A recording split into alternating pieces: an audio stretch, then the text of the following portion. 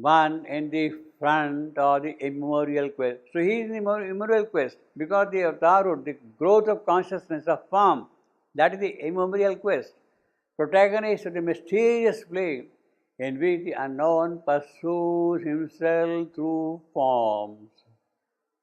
Unknown pursues himself through form. He has pursued himself as a fish, as tortoise, as bull, as lion, half lion, Nasima, like that in form. And limits this eternity by the hour, and the blind voice struggles to live and see a thinker and toiler in the ideal's air, brought down to earth, dumb need her radiant power. It is he who has really brought down her. Compelled, he brought down, you see, compelled. 5.2, you see. In the very second sentence, he gives explanation of that. The protagonist consents to mortal ignorance. Yes, when he comes here as a protagonist, when the Supreme comes here, he has to accept the conditions of this mortality, of this world. Unless he accepts, he takes them upon himself, all those things, he cannot really solve them. The protagonist consents to mortal ignorance. He accepts his trivializing condition, the ignominy of unresponsive mortality. Mortality is not responding to the divine power, and that is the kind of ignominy. He comes becoming Ashwapati, but even in this mortal ignorance, he shares his knowledge, his divine. Yes, he has taken the mortal birth, he has entered into mortality, but the divine knowledge is still there in him. That does not go away, it cannot go away at all, you see. The divine knowledge shares the ineffable light, A power from the unknowable is always in him. It is that which is working.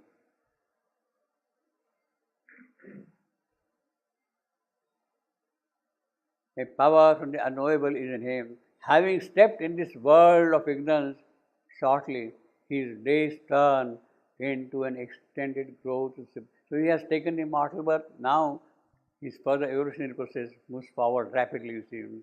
His soul lives as eternity's delegate. This is what we got in the very first few sentences. His soul lives as eternity's delegate.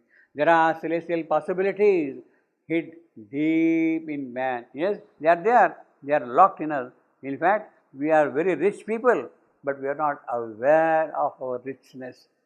We are not aware of the abundances which we have got in our possession. We are not aware of them. We don't even think of them. We don't even make an attempt that there could be something like that. If only they come out, the wonders will be there. There are awareness. Man and these possibilities must open out. In the worm, he foresees the coming God. Yeah, looks like a worm here, small little creature. But who is there in that worm? God himself, who is trying to come and live here. Coming God. In that journey, he, the traveler of the path of time, at last arrives on the frontiers of eternity. He started with worm as a pranamaya being starts as a worm. But then he has now come to the point of that he is reaching the frontiers of eternity. Man is on the frontiers of eternity. Now everybody is not there, but then the possibilities are there in our own world. The great rishis, the great realized souls, they are actually on the frontiers of eternity.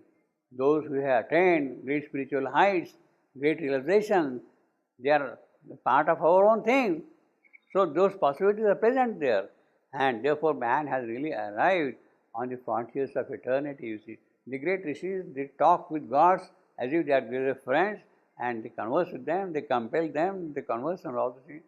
So they are on the frontiers of eternity already. He feels a substance of undying self. Yes, man does feel that the spiritual awakening is there. It may not be universal, it may not be in every individual, but the seed, the element is definitely there, and one who is able to carry it forward, exploit it, nourish it, it can spring up and flower into a tree. Completely. It is possible, it is there. Undying self, all in him turns to spirit vastness. He is on the way to become Ashwapati. He starts the evolutionary form, he is on the way to become Ashwapati. his soul breaks out to join the oversoul. You see, that is what happens in his progress march. His life is oceaned by that super life. That super life is there and is pouring itself into his life. He is on the frontier. He is one of the persons on the frontiers of eternity. It is opened up. The mother of the world conceived herself in him. What a great thing already has happened to him. He has taken the birth and mortality, accepted the conditions, hard conditions of this thing completely. But now the world mother herself is working in him. The world conceives herself. You see, this is best thing. What else, She is now thinking that, yes, in him I can work and bring out things like that, you see. Conceives in him. Her face is seen through his face. Her eyes through his eyes. So it is not his eyes, they are her eyes. It is not his face, it is her face. Her being is his through a vast identity. Complete unification is there between them. The result of that vast identity is the over divine is revealed in man. Yes, that identity between the world mother and him is that, yes, it means that there is a possibility of the divine presence here. There is a possibility of divine dwelling here. That is what I say. See, why do you want to identify yourself with the mother of the world? Why do you want to identify yourself with the mother of the world? Because if you can identify yourself, then it means that there is a possibility of the Supreme Himself working in you. It has opened out. In other words, in a certain sense, identification with the mother of the world is a necessary step to take things forward.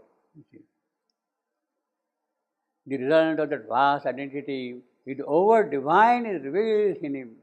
You see, that is a great wonder. You see, otherwise the divine is present in me. How do I know? Unless that word mother identification is there with me. You see. He has the double experience of Brahman in both its poises, the passive and the dharma.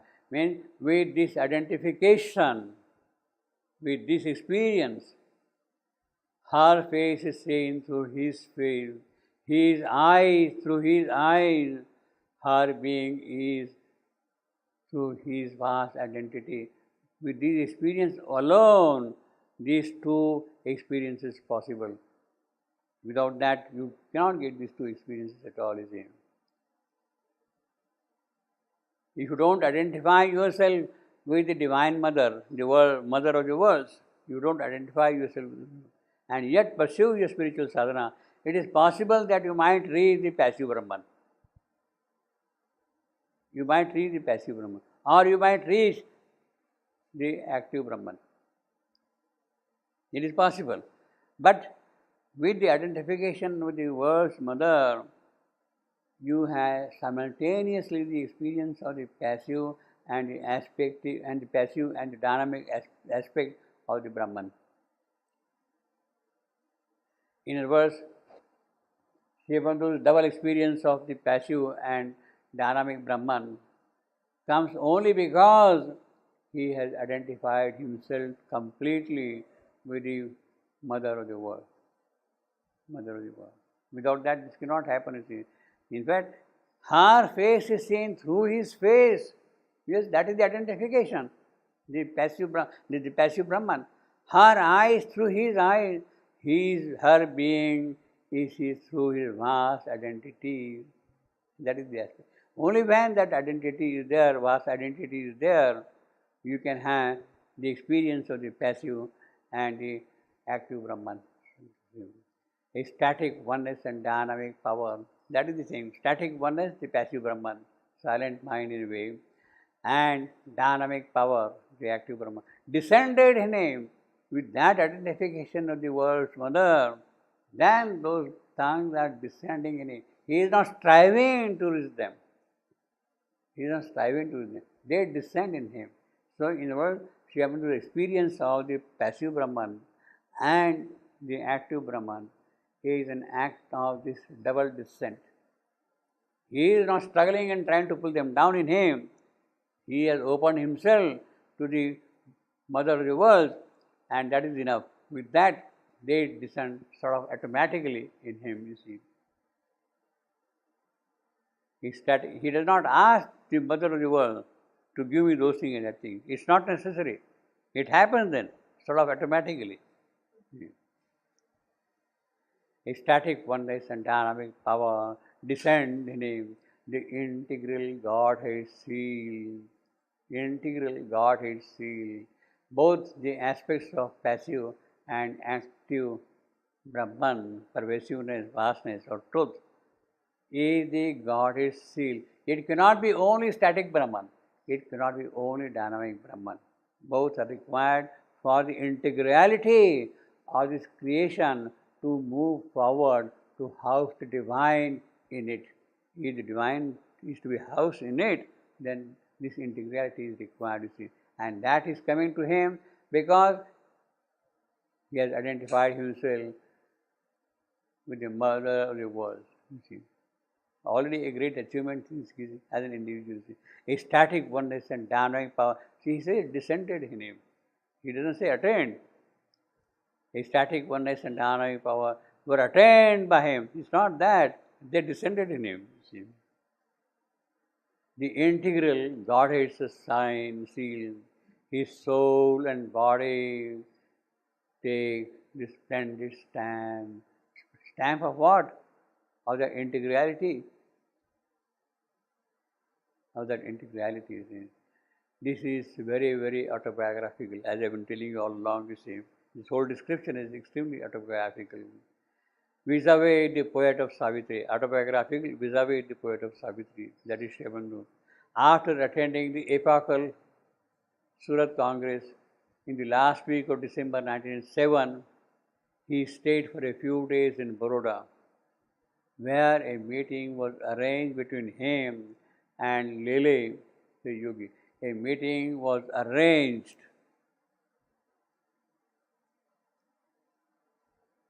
between him and Lele. Now, I am making this thing purposely vague. Where a meeting was arranged. By whom? Arranged by whom? It's a passive voice. Was arranged. Of course, on a physical plane, it was arranged by Barin, Sri Aurobindo younger brother. It was Barin Ghosh. Barin Ghosh.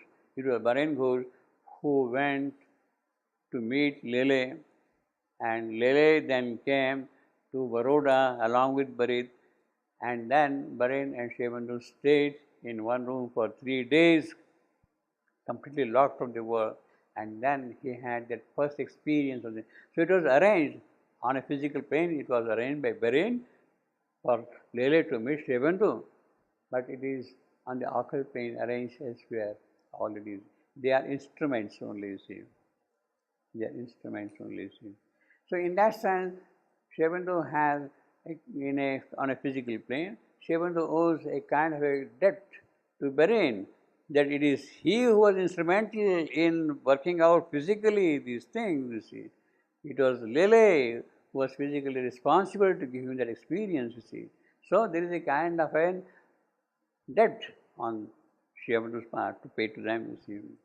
Baroda, where a meeting was arranged between him and Lele the yogi.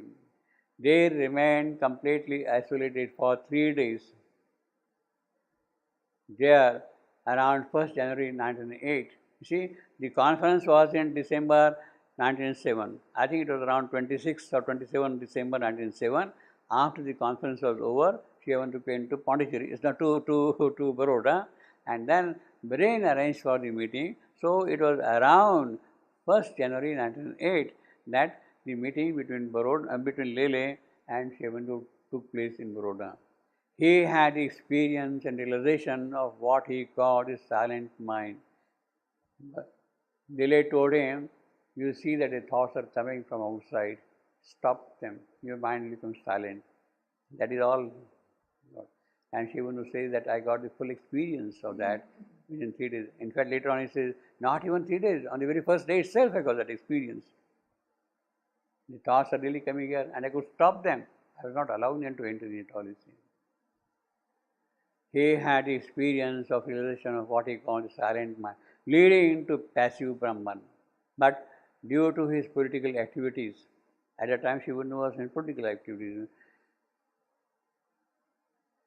he was soon detained and refugee jail for 1 year from 5th May 1908 to 5th May 1909 for 1 year as an under trial prisoner.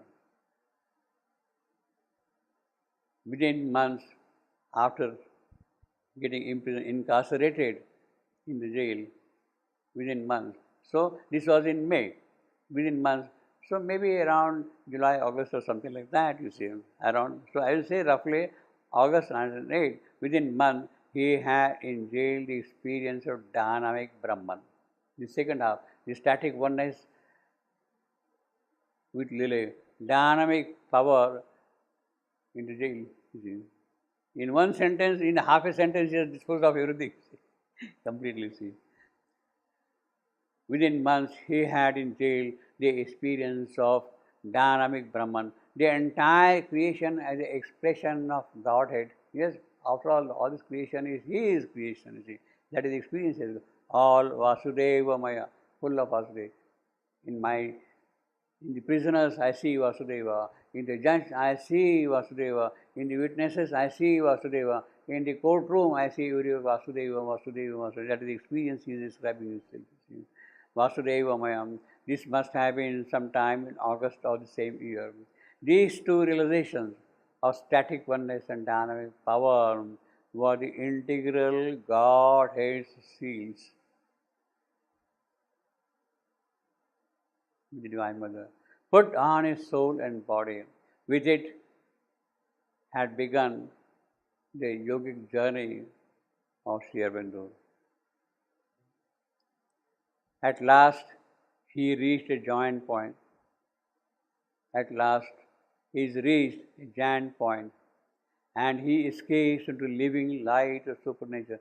Now, this he is, of course, we will go back to Ashwapati, you see, so to say, in this story. Escapes into the living light of supernature.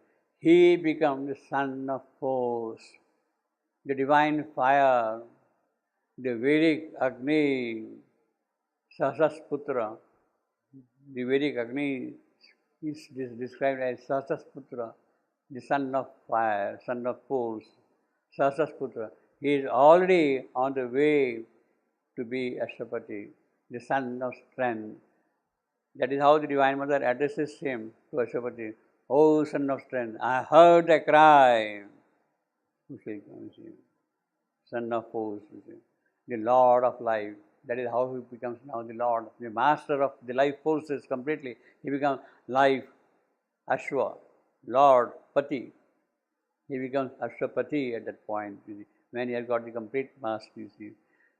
And then, with that experience, what do we have got? A seer was born, a shining guest of time. Yes, now he has become a seer. He had taken the birth in ignorance. He had taken the birth in mortality. He had completely forgotten, so to say, his origin, Godhood. But then things have kind of awakened in him because they had to happen from here, the economy. Therefore, a seer was born. He is able to see now the divine work, the divine creation. The new drishti, new sight has come to him with that experience of the static oneness and dynamic power of identification with the mother of the world. And who is he after all? Again, he is after all a shining guest of time. He is a guest. He is not the real denizen of this creation. He has come here into this creation. He has accepted the conditions of this creation. He is supreme, always there.